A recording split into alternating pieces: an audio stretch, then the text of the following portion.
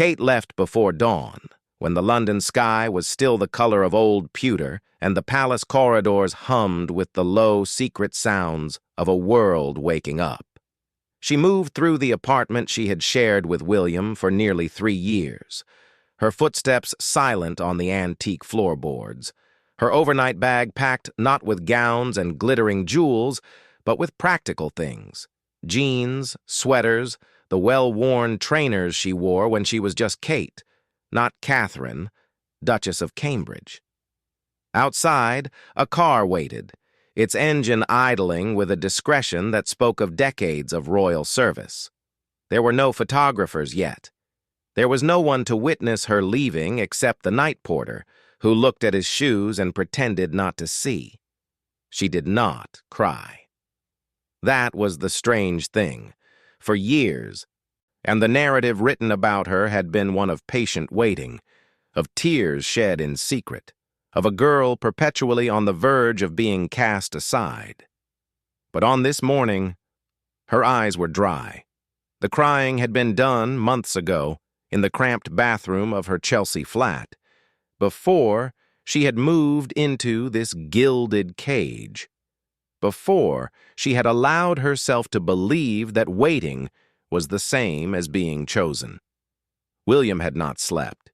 She knew this, because she had felt the weight of his sleeplessness beside her, the tension in his shoulders, the way he stared at the ceiling as if searching for answers in the plasterwork. He was a man who had spent his entire life being watched, and yet he had never learned how to be truly seen. When she had first met him at St. Andrews, he had been so eager to be ordinary, to be just Will, so the guy with the easy smile and the guarded eyes. She had loved that version of him. She had believed, with the fierce conviction of youth, that her love could be the shelter he had never had. But palaces are not shelters. They are stages. And on this stage, Camilla had become the most accomplished performer of them all. The whispers had started long before Kate understood their meaning. In the early days, when she was still the girlfriend from a perfectly respectable but decidedly non-aristocratic family, she had been aware of the assessments made behind gloved hands. Her mother had been a flight attendant. Her father, though successful, came from a line of coal miners and laborers. These were not secrets. They were simply facts. But in Camilla's world, facts could be weaponized. At Balmoral, at Sandringham, and in the gilded drawing rooms where the old families gathered, Kate had seen the way Camilla's eyes traveled over her, not with hostility, but with something far more chilling. It was the cool, clinical appraisal of a woman who had spent her entire life understanding the currency of class. Camilla never spoke directly against Kate. That would have been vulgar. Instead, she whispered into Charles's ear during quiet moments. She planted seeds in conversations that seemed innocuous but were, in fact, perfectly calibrated. She spoke of William's future, of the weight of the crown, of the importance of a consort who understood not just duty, but history. She spoke of how young William was, how much pressure he faced, how he needed time to be certain. And Charles, thus who had spent decades waiting for his own destiny and who loved his son with a complicated, anxious devotion, listened. The breakup, when it came, was framed as William's decision. He was 24 years old, and the realization that his relationship had become a public referendum on his judgment had pressed down on him like a physical weight. Camilla had not told him to end it. She was far too clever for that. She had simply created an atmosphere in which continuing felt impossible, an atmosphere thick with unspoken disapproval, with raised eyebrows, with the subtle implication that loving Kate was somehow a failure of discernment. That morning, as Kate walked through the empty corridors, she thought about the version of herself she was leaving behind. The girl who had attended every polo match, who had smiled through every public appearance, who had waited 7 years for a ring that sometimes felt more like a contract than a promise. She did not hate William. That was the cruelest part. She understood him too well for hatred. She understood that he was not cruel, merely weak in the ways that men who have never been allowed weakness often are. He had been raised to believe that duty meant denying the heart, and Camilla had simply reminded him of that lesson at the moment he had been most ready to forget it. The car pulled away from the palace gates. Kate did not look back. In her lap, her hands were perfectly still. She had learned in her years of waiting how to compose herself for public consumption. But there was no public here, no cameras, no expectations. The composure she wore now was not for them. It was for herself, a quiet declaration that she would not be destroyed by this. Behind her, in the apartment she had just left, William stood at the window. He watched the taillights of her car disappear into the gray London morning, and for the first time in his adult life, he allowed himself to feel the full, unmitigated weight of his choices. The room was silent. Her perfume still lingered on the pillows. A book she had been reading lay face down on the nightstand. He picked it up, traced his fingers over the cover, and felt something inside him crack along fault lines he had not known existed. Camilla, in her own apartment across the palace, was awake.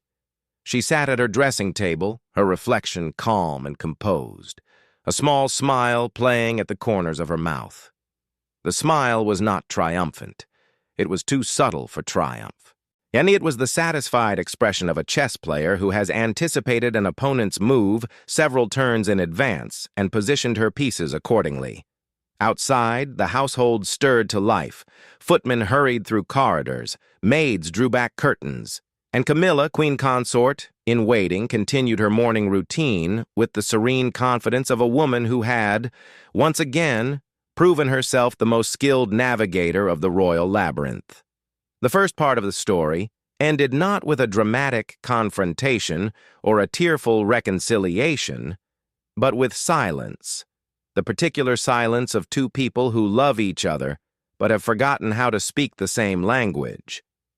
Kate drove through London as it woke around her, the city indifferent to her private grief. And William remained at the window until the light had fully risen and the day's obligations demanded his attention. And Camilla, having set her plans in motion, prepared to face another day with the gracious, unassailable smile that had, over decades, become her most effective armor. It would be 5 years before Kate Middleton walked through those gates again. 5 years of solitude and self-discovery, of rebuilding a life she had nearly lost.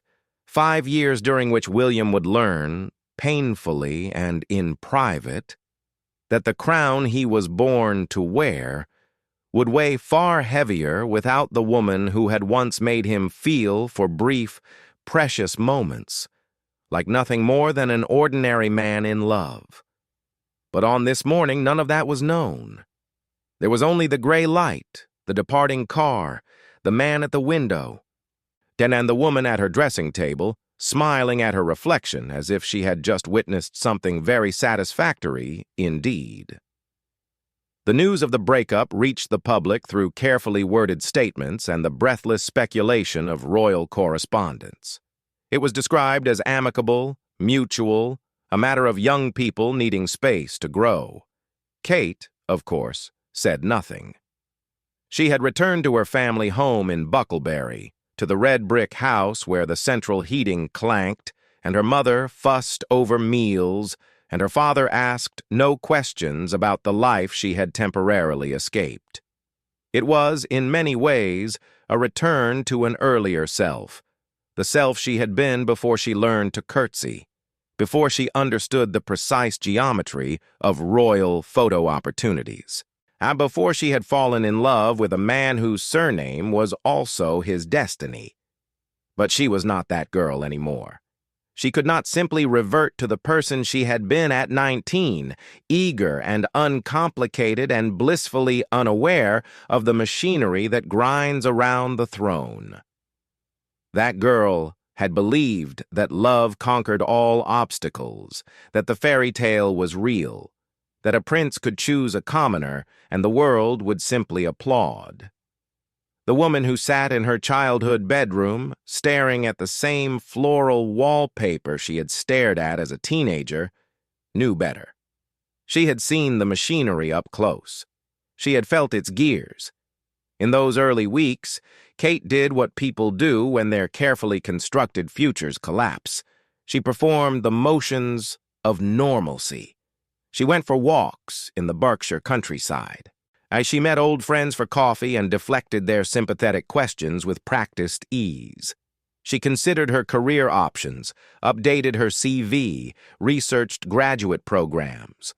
On the surface, she was the picture of resilience, a young woman who had weathered a storm and emerged, if not unscathed, then at least intact. But at night, alone in the room where she had once dreamed of princes, the composure cracked. It was not the loss of the fairy tale that undid her. She had never been as invested in the fairy tale as the tabloids imagined. It was the loss of him, the specific, irreplaceable presence of William, with his crooked smile and his unexpected wit and his terrible, suffocating loneliness. She had seen him at his most unguarded, and in the small hours when the palace receded and he was simply a man afraid of failing the legacy he had not chosen. She had held him through nightmares about his mother. She had laughed with him over takeaways in front of terrible reality television. She had loved him, not because he was a prince, but because he was, in the ways that mattered most, deeply and achingly human. And now that human was lost to her, not because he had stopped loving her, but because he had not loved her enough to resist the whispers. William, meanwhile, was discovering that ending a relationship does not necessarily end the relationship. He went through the motions of his royal duties, official engagements, military training, the endless parade of handshakes and speeches, but he was, in the words of one perceptive aide, a man operating on autopilot. Yet his friends noticed that he laughed less, drank more, and had developed a habit of staring at his phone during dinner conversations. He did not contact Kate, but he also did not move on. The few women who attempted to catch his eye found him courteous but utterly unreachable, his heart already occupied by someone he had convinced himself to release. The rift between William and his father deepened. Charles, ever sensitive to criticism, sensed his son's withdrawal and responded with the stiff formality that had characterized his relationship with his own father. They performed their public roles with professional grace, but the private warmth that had begun to develop between them in the years after Diana's death had curdled into something cooler, more transactional. William did not accuse Charles of engineering the breakup, and the subject was never discussed directly. But it lingered in the spaces between their conversations, a ghost neither man knew how to exorcise. And Camilla watched. She observed William's unhappiness with the detached interest of a sociologist studying a fascinating specimen. She made sympathetic noises when Charles expressed concern about his son's low spirits. She suggested delicately that perhaps William needed more time to find himself, that the pressure to settle down had perhaps been counterproductive, that a young man in his position should not be rushed into decisions that would affect the rest of his life. Her words were always reasonable, always framed as concern for William's well-being. And Charles, who had spent his own youth waiting, who understood the suffocation of royal expectation better than anyone, agreed. But Camilla had not anticipated one crucial variable: Kate herself. The narrative that had been constructed around Kate Middleton, patient Kate, waiting Kate, the girl who endured years of scrutiny with unnerving composure, had obscured the reality of the woman beneath. That woman was not passive. She was not merely reactive. She possessed a quiet, formidable strength that Camilla, in her aristocratic confidence, had failed to recognize. During the months of separation, Kate did not wait. She did not sit by the phone hoping William would call. Instead, she rebuilt herself from the ground up. She took a job with a clothing retailer, throwing herself into the work with a determination that impressed her colleagues. She traveled, not to the glamorous destinations favored by the international jet set, but to places that interested her. Art galleries in Florence, hiking trails in the Lake District, remote Scottish islands where the wind carried the salt of the North Sea. She read voraciously, everything from Victorian novels to contemporary political biography. She reconnected with friends who had drifted away during her years of courtship, rediscovering the pleasure of conversations that had nothing to do with royal protocol or public perception. And slowly, imperceptibly, she became someone new. Not the Kate who had waited, nor the Kate who had wept in the bathroom of her Chelsea flat, but a third Kate, a woman who had stared into the abyss of her own dissolution and discovered that she was not, after all, defined by her relationship to a crown. William heard about this transformation through the palace gossip mill, and he heard that Kate was thriving, that she seemed happier than she had in years, that she was no longer the slightly anxious young woman who had fretted over curtsy depths and seating arrangements. The reports unsettled him. He had, he realized, secretly expected her to be as miserable as he was. Her happiness felt like a judgment, a refutation of the choice he had made. If she could flourish without him, what did that say about the necessity of his protection, his devotion, his love? It was Charles who finally broached the subject. They were walking the grounds at Highgrove, the winter light slanting low through the bare branches, and the king, then still Prince of Wales, asked his son a question that had clearly been weighing on him for some time. "Do you love her?" William stopped walking. The question was so direct, and so stripped of the circumlocutions that usually characterize their conversations, that he found himself momentarily unable to answer. "Yes," he said finally. "I've never stopped." Charles nodded slowly. He looked older than his years, the weight of his own complicated romantic history evident in the set of his shoulders. "Then why aren't you with her?"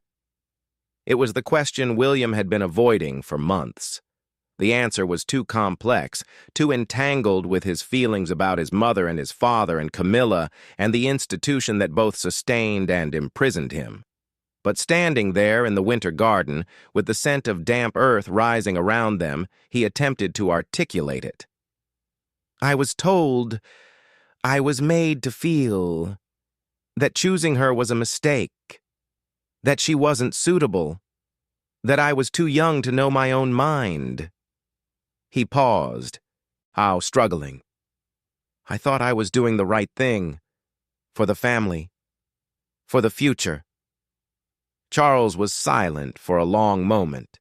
When he spoke, his voice was thick.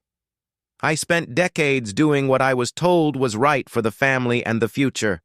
I married a woman I respected but did not love, and I broke her heart and mine in the process.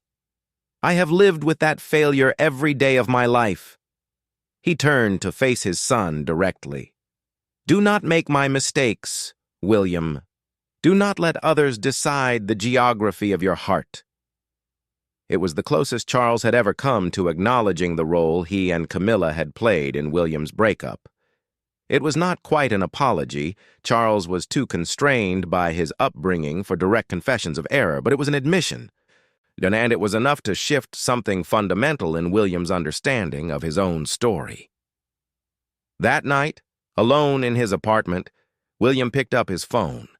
He stared at Kate's contact information for a long time, his thumb hovering over the call button. He thought about what he would say, how he would begin to explain the inexplicable, how he would ask for forgiveness he did not deserve. He thought about the possibility that she would not answer, that she had moved on so completely that his call would be an unwelcome intrusion rather than a longed-for connection. Then he pressed the button. The call lasted 3 hours. Kate was initially distant, her voice polite but guarded. the voice of someone who has learned not to invest hope in unreliable sources. But William was not the man who had ended their relationship months earlier, and the intervening time had changed him as surely as it had changed her. He did not offer excuses or explanations. He did not speak of Camilla's whispers or Charles's pressure or the suffocating weight of royal expectation. He simply spoke the truth, that he had made a terrible mistake, that the months without her had been the loneliest of his life, that he loved her still and would continue loving her whether she chose to return to him or not. Kate listened. She did not interrupt, did not demand clarification, did not offer the easy forgiveness that would have absolved him of his choices. She listened with the patient attention she had always brought to their conversations, and when he finally fell silent, she said nothing for a very long time. "I need to think," she said at last. I need to be sure that this isn't just, that you aren't just missing the idea of me, that you understand what you're asking." "I understand," William said. "I'll wait as long as it takes." The irony of that statement, that the man who had been unable to wait was now offering to wait indefinitely, was not lost on either of them. The weeks that followed were a delicate negotiation, conducted largely away from public view. Kate did not immediately return to London. She continued her work, her travels, her carefully reconstructed independent life. But she and William spoke regularly now, their conversations slowly migrating from cautious reacquaintance to something deeper and more honest than their earlier relationship had ever been. They were, in a sense, building a foundation they had neglected to construct the first time, not the foundation of fairy tales and photo opportunities, but the slower, more painstaking foundation of genuine mutual understanding.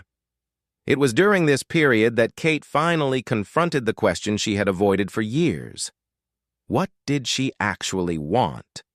Not what the palace wanted, not what William wanted, not what the tabloids and the public and the weight of historical expectation demanded. What did Kate Middleton, the woman herself, truly desire for her one wild and precious life? The answer, when it came, surprised her with its simplicity. She wanted William, not Prince William, not the future King of England, not the symbol of an ancient institution, but the man she had fallen in love with in the cold autumn light of St. Andrews. And the man who made her laugh with impressions of his grandmother's corgis, the man who cried without shame at the closing ceremonies of the Paralympics. She wanted his presence in her daily life, his hand in hers during difficult moments, his unwavering belief that she was worthy of the complicated love he struggled to express.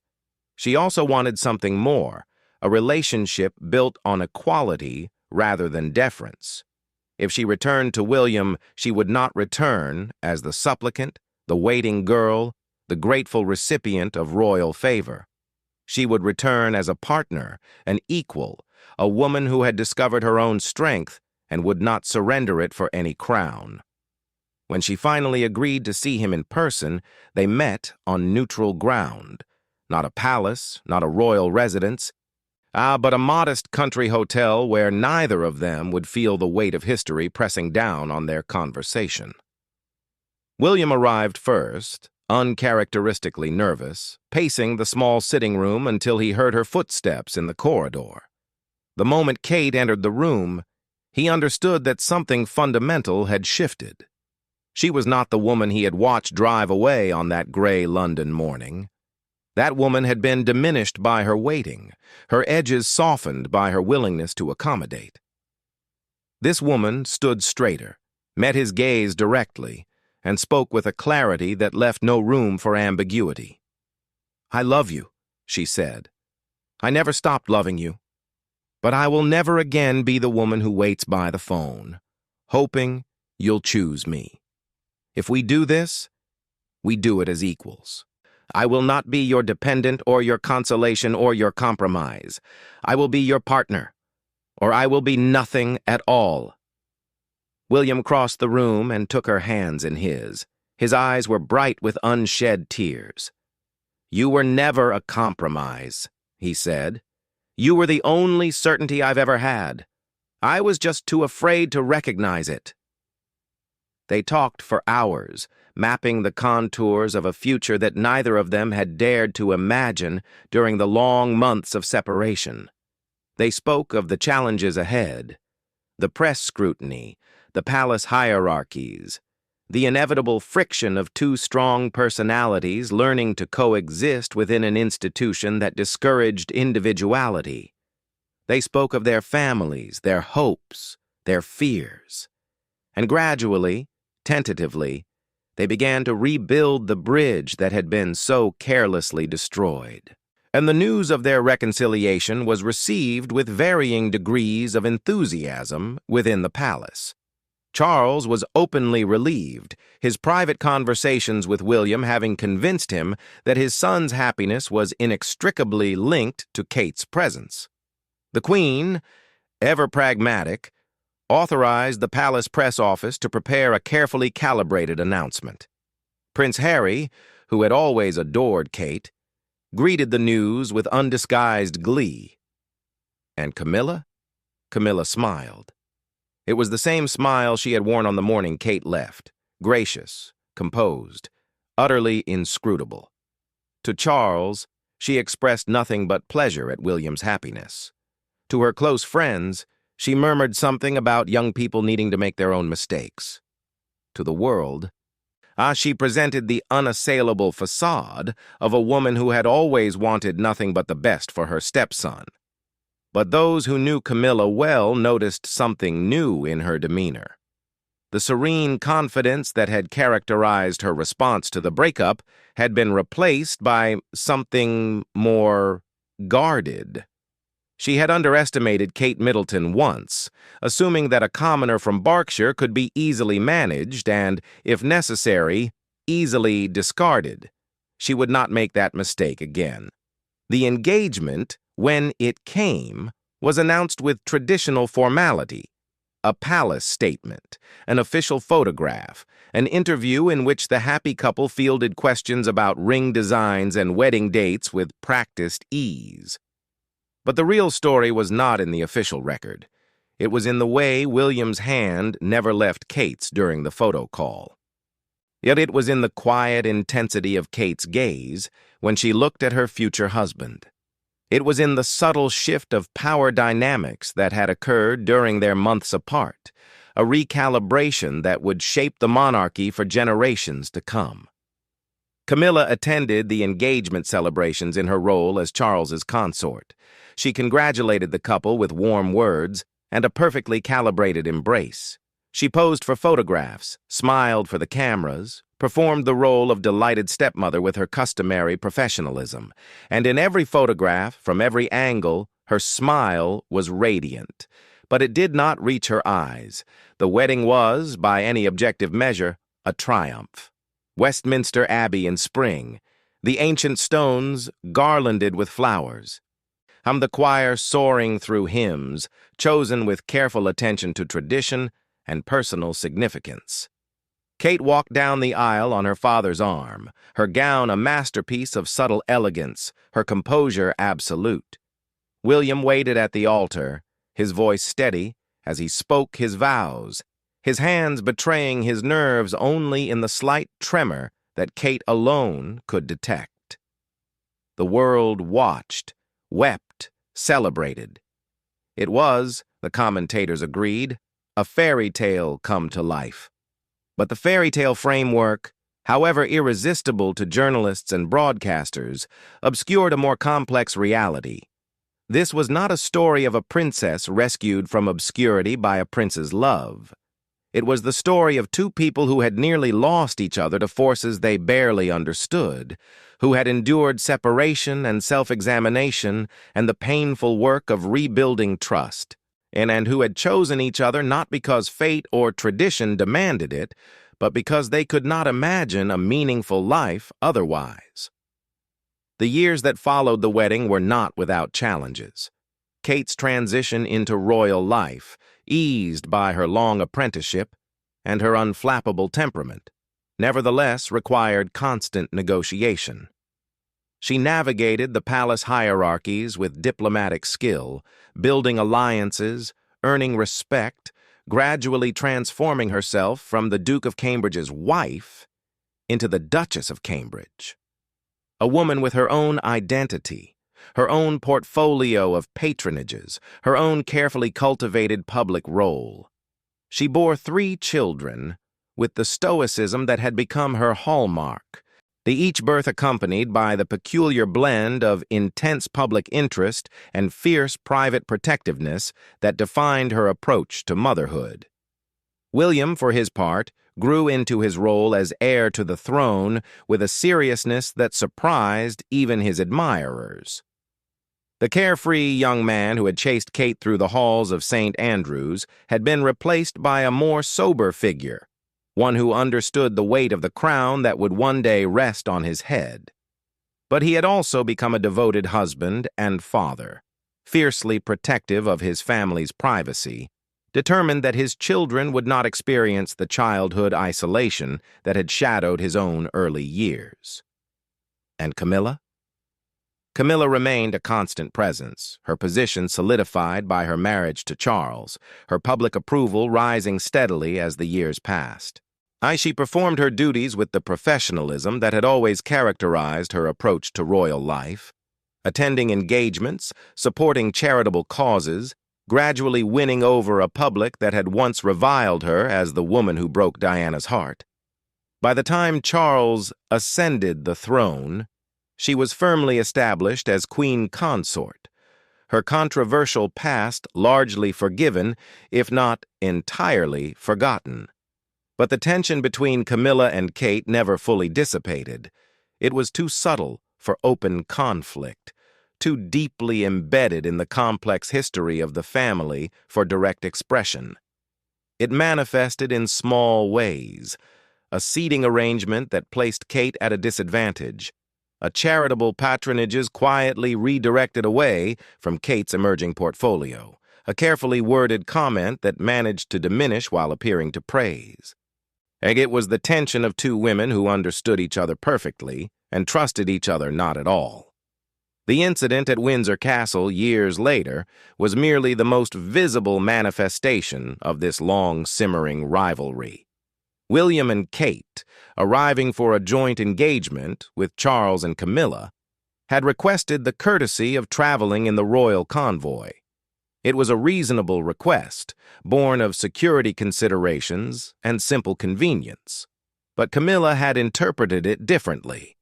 She saw it as a challenge, an assertion of precedence, a reminder that William and Kate were no longer the uncertain young couple she had manipulated years ago, but the future king and queen of England, confident in their position and impatient with the hierarchies that had once constrained them.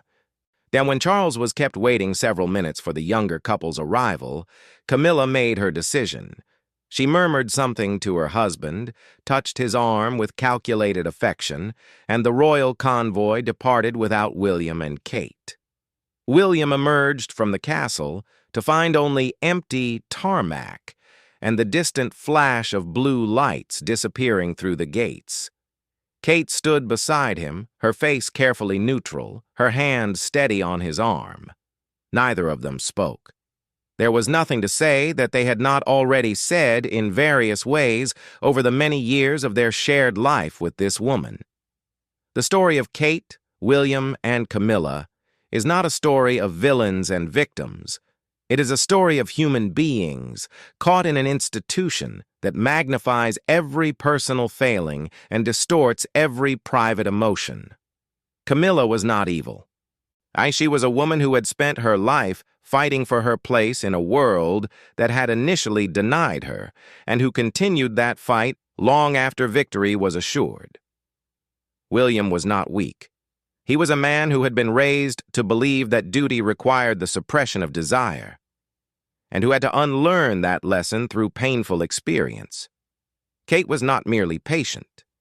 She was resilient, adaptable, possessed of a quiet strength that neither Camilla's machinations nor William's uncertainty could ultimately diminish. On the morning of the Windsor incident, Kate did not confront Camilla. She did not demand apologies or explanations. She simply continued her day, attending the engagement that awaited them, smiling for the cameras, performing the role that she had, over many years, made authentically her own. But that evening, and alone with William in their apartment, she allowed herself a moment of reflection. "She will never stop," Kate said quietly.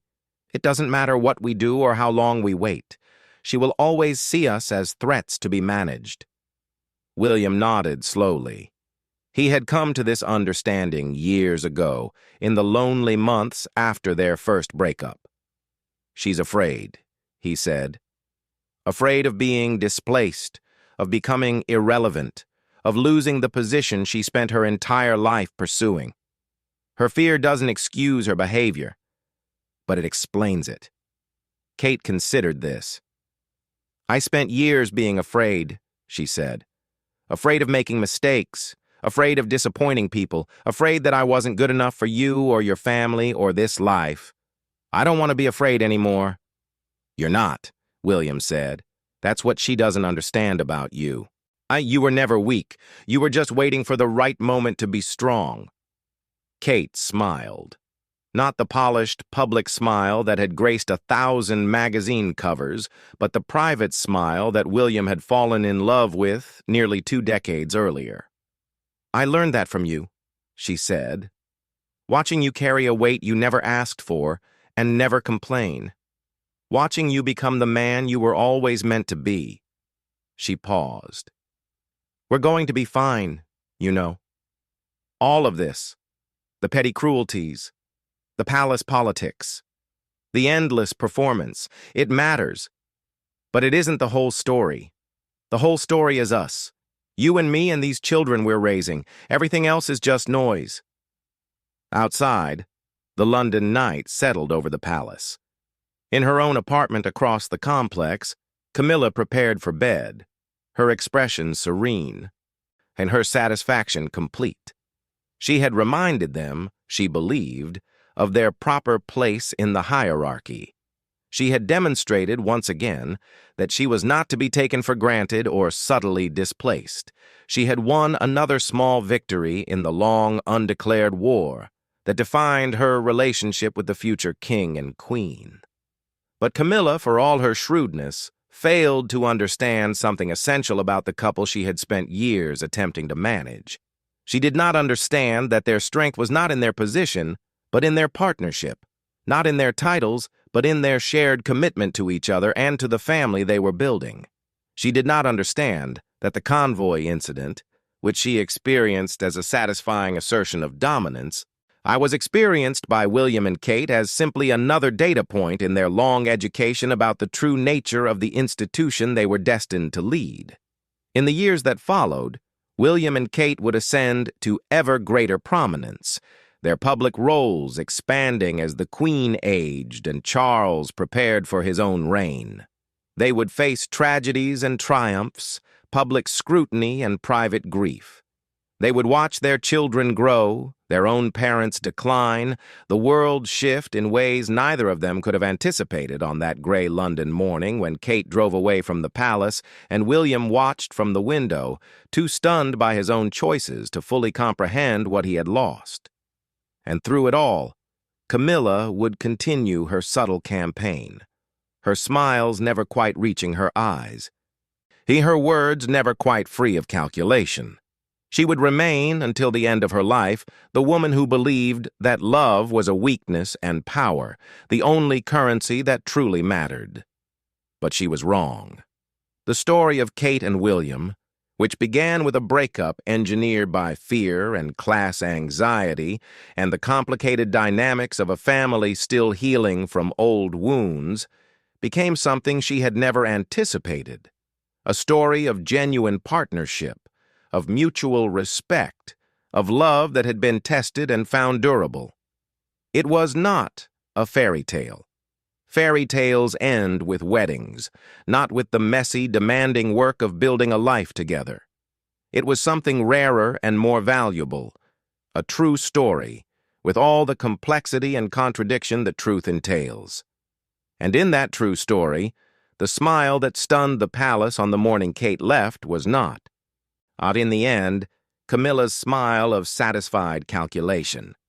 It was Kate's smile, years later, as she walked through those same gates, with her husband's hand in hers, and her children's laughter echoing through the ancient corridors. The smile of a woman who had been told she was not worthy, and had proven otherwise not through argument or confrontation, but through the simple, irrefutable evidence of a life well lived. That smile needed no interpretation. It was not a chess move or a strategic calculation. It was simply the expression of a woman who had faced the worst the world could offer and discovered, to her own surprise and delight, that she was equal to it. And that, in the end, was the story's truest triumph.